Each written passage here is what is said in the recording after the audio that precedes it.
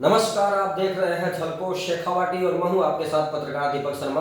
राजस्थान के नीम का थाना से हम आज आए हैं युवा नेता और 2 बार विधानसभा के चुनाव लड़ चुके राजेश भायड़ा के पास युवा नेता है। और नीम का थाना जिला हटाए जाने के बाद इनकी क्या प्रतिक्रिया है, नीम का थाना की आम जनता में भी काफ़ी रोष है और विरोध चारों ओर से शुरू हो गया है। और युवा नेता राजेश भायड़ा से जानते हैं, जो राजेश मीणा है ये, इनसे जानते हैं क्या कहेंगे जिला हटाने के। आज नीम का थाना जिले को हटाया गया है, 50 सालों से मांग थी। आपने भी एक बात और बता देना चाहता हूँ कि मुख्यमंत्री अशोक गहलोत से मिलकर भी नीम का थाना जिला बनाने की मांग राजेश भायड़ा ने की थी और कहीं ना कहीं उस पर भी कुठाराघात है और जो सफलताएं हैं वो असफलता में बदली है। बताएं आप, नीम का थाना जिला हटाने के बाद आप क्या कहेंगे आम जनता को?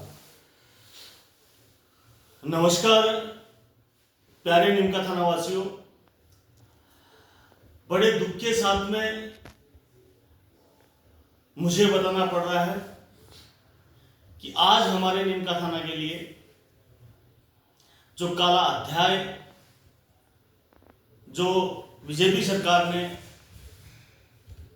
यहां आम जन के राइट्स पे जो कुठारघात किया है, उसकी पूरी विडंबना, पूरी वेदना प्यारे नीम का थाना वासियों को झेलनी पड़ रही है। इस चीज़ की हम जैसे नौजवान को तकलीफ है और हम खेद प्रकट करते हैं और सरकार से भी पुरजोर तरीके से यह अपील करते हैं कि जो आनन फानन में जो निर्णय लिया गया है वो सरासर गलत है।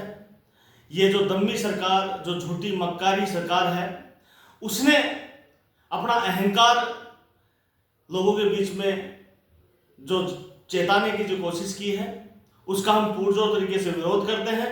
और मैं आपके चैनल के माध्यम से बताना चाहूँगा कि सरकार की जो निर्णय लिया गया है, ये निर्णय आमजन के लिए बहुत ही कुठाराघात का है।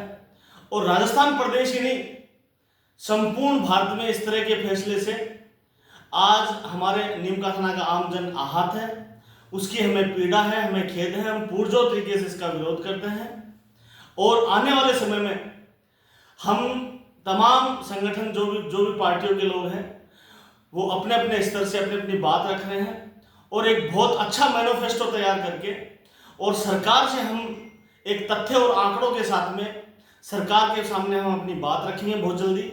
और हमें इस लड़ाई के लिए सड़क से लेके, चाहे हमें विधानसभा तक जाना पड़े, चाहे हमें हाई कोर्ट जाना पड़े, चाहे हमें सुप्रीम कोर्ट जाना पड़े, निश्चित रूप से ये आर पार की लड़ाई हम लड़ेंगे हमारे इस नीम का थाना के मान सम्मान के लिए, क्योंकि ये लड़ाई बरसों से चली आ रही है। इसमें आमजन का एक बहुत बड़ा संघर्ष हमने देखा है।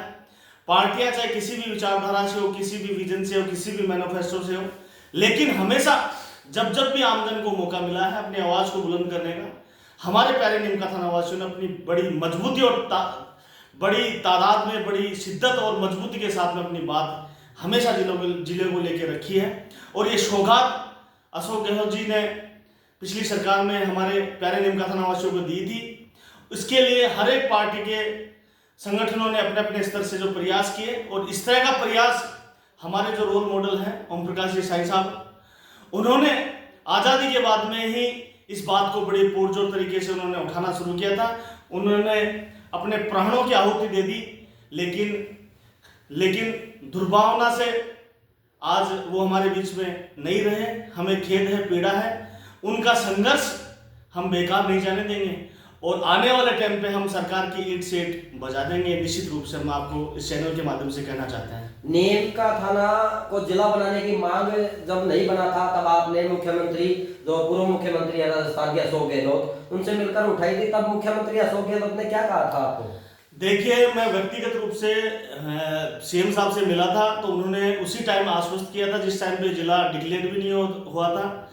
17 मार्च 2023 को डिक्लेयर हुआ और उसके बाद में ये 7 अगस्त के समथिंग इसका उद्घाटन हुआ हमारे जिले का। ये सौगात हम लोगों को मिली बड़े हर्षोल्लास के साथ में। हमारे प्यारे नीम का थाना वासियों ने इसको एक त्योहार के रूप में इसको उद्घाटन को सेलिब्रेट किया था। और आम जन में जो उल्लास, जो उमंग, जो सौहार्द हमें देखने को मिला, उससे हमें भी, हम लीडर्स को भी बहुत बड़ा एक सुकून, एक सेटिस्फिकेशन वाली बात कहें, संतुष्टि वाली बात कहें, तो हमें वो उपहार के रूप में मिली थी।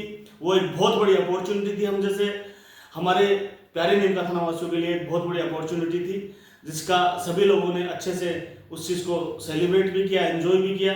लेकिन दुर्भाग्य ये रहा हमारे नीमका थाना का कि यहाँ हमारे नीमका थाना में जो हमारा प्रत्याशी था यहाँ से बीजेपी का, मैं आपकी सूचना के लिए बता दूं चैनल के माध्यम से कि आज वो हार के भी यहाँ पे मेरी नज़र में तो, मैं तो देखो आपको क्लियर, मैं तो बेबाक बोलने वाला इंसान हूँ। तो जो मंत्री पद मिला उन्हें सैनिक कल्याण बोर्ड का, ये जो एक तरह से देसी भाषा में भाई भी कैसे कहा कि डुप्लीकेट मंत्री पद, डुप्लीकेट समझते हो ना आप, डम्मी। तो नकारा नवारा, और मेरी लैंग्वेज में तो मैं इसको जैसे एक डोमेस्टिक चोर नहीं होता है क्या, जैसे घरेलू चोर होता है, तो ये घरेलू चोर नहीं होगी, ये प्रोफेशनल चोर है। इस चोर ने अपने मंत्री पद के लिए ना तो वहां पुरजोर तरीके से अपनी आवाज को बुलंद की और ना आमजन की आवाज को इसने बुलंद करने की कोशिश की, क्योंकि इसे अपने व्यापार से मतलब है। और एक देसी कहावत भी है, थे सुने होगा अक्सर पत्रकार जी, आपने सुना होगा कि राजा प्रजा का कैसा भी हो, अगर राजा व्यापारी हो जाता है तो प्रजा को तो भीख मांगनी पड़ती है। तो हमारे नीमका थानावासी भीख मांगने वाले नहीं है, हम मान सम्मान वाले आदमी हैं, स्वाभिमान वाले आदमी हैं, और आमजन के हितों की रक्षा के लिए हमेशा मजबूती से खड़े रहे हैं और आगे भी निश्चित रूप से हम लोग खड़े रहेंगे। और ये जो व्यापार करने के उद्देश्य से यहाँ जो ईस्ट इंडिया कंपनी जो अंग्रेज आए थे, उस तरह से यहाँ जो हमारा एमएलए प्रत्याशी है जो बीजेपी की सीट पे यहाँ से चुनाव लड़ा है, हारा है, उसको इस चीज़ का तकलीफ नहीं है कि जनता कहीं भी जाए, किसी भी पोजीशन में रहे, किसी भी हालात सिचुएशन में रहे, इससे कोई मतलब नहीं है। इससे अपने व्यापार से मतलब है।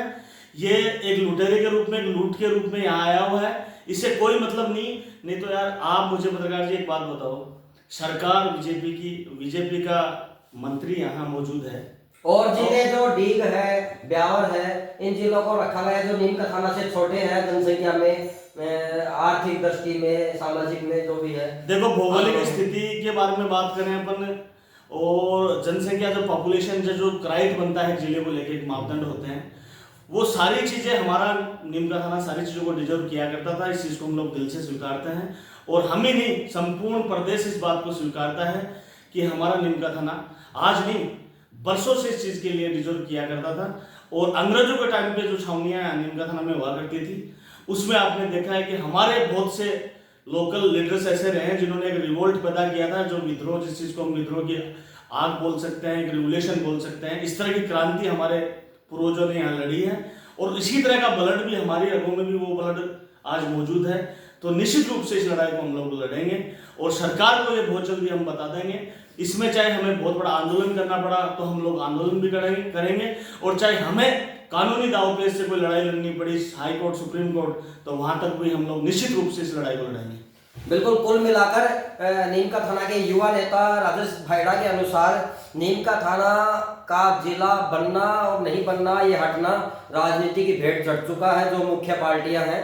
और यहाँ पे कोटपुतली को जिला नहीं हटाया गया, नीमका थाना को हटा दिया गया।